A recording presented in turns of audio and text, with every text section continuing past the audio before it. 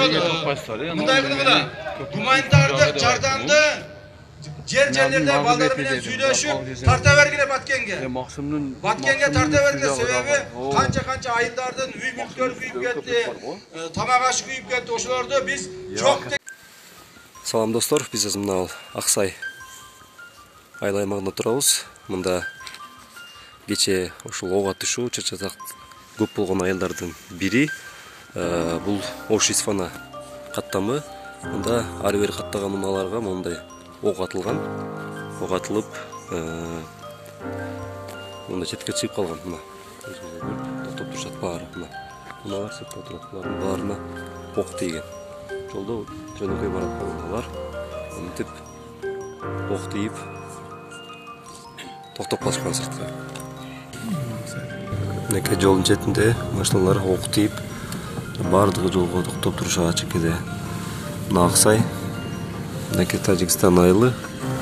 Мына унаалар жолдон келатып ок тийип токтоп калгандар баардыгы неке. Жол чекелерине туруп калган мына баардыгы. Бирок азыркы учурда абал туруктуу, эч кандай кооптонууга мындай негиз жок, атышуулар жок. Мына заставабыз биздики турат жакшы. Мына айылдар баардыгы азырынча тынч болгон, ушундай ар бир каттаган унааларга ок тийип ушундай жекеге туруп калышкан.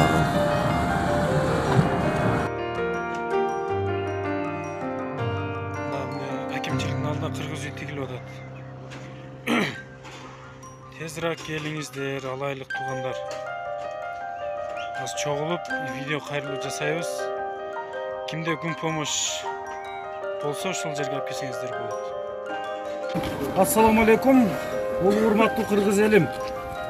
Кыргызстандыктар, ушул улуу орозо күнү биздин кыргыз элибизге, башыбызга аябай жаман иштер түшүп жатат.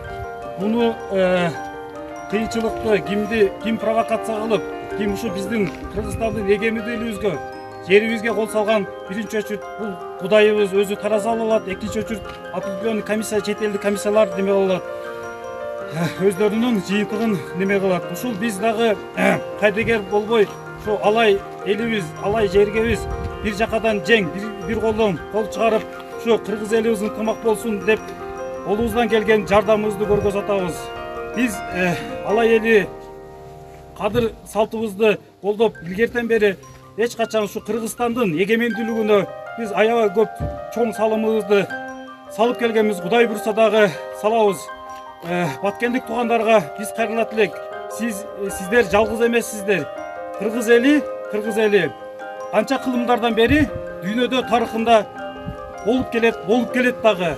Кандай болбосо дагы Кудайым өзү сактасын. Сиздер жалгыз эмессиздер. Кыргыз элине, кыргыз жерине биз алайлык туугандар эч качан өзүбүздүн күчүбүздү аябаганга, нада будет акыркы каныбызды аябаганга, Кудайдын астында кыргыз жерибизди колдогонго даярбыз. Урматтуу кыргыз элим, ушул Кыргызстандын башына оор иш келип турат. Биздин алай жергеси дагы эч качан Баткен элинен жардамыбызды аябайбыз. Кечеден бери болгон жардамыбыз кетти.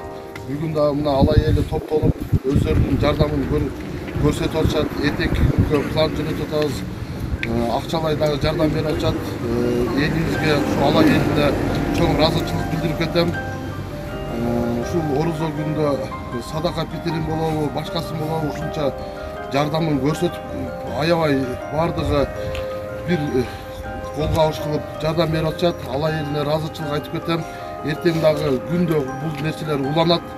Жардамыбызды аябайбыз, Кудай кааласа. Урматтуу Баткен эли, башыңыздарга кыйынчылык түшкөн маалда биз алай эли четте карап турбайбыз.